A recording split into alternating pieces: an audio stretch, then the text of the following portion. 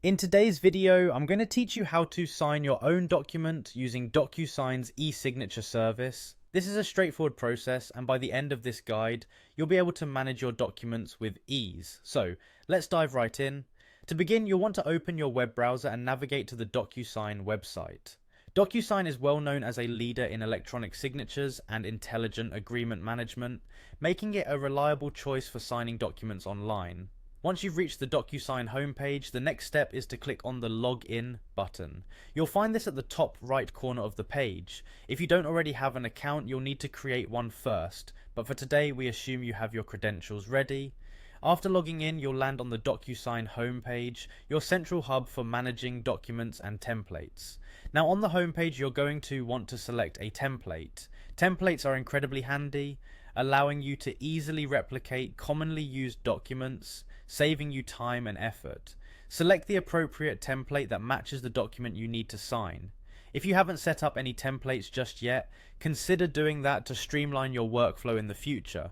Here's where it gets specific. Click on I'm the only signer.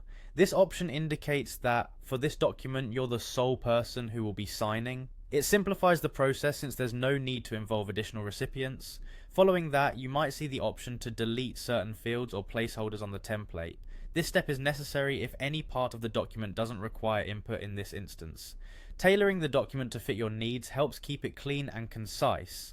Now it's time to click on Sign. This is an exciting part because you're about to complete the action for which you started this process. The document will open up, allowing you to place your signature where it's required. After that, click on Continue. This ensures that once you've added your signature, the document is prepared for the final verification. Almost there. The next step is to click on Signature. This allows you to finalize your signature. It's here where you can confirm the location and appearance of your signature in the document. Each of these steps ensures that your document is ready, legally binding, and stored securely.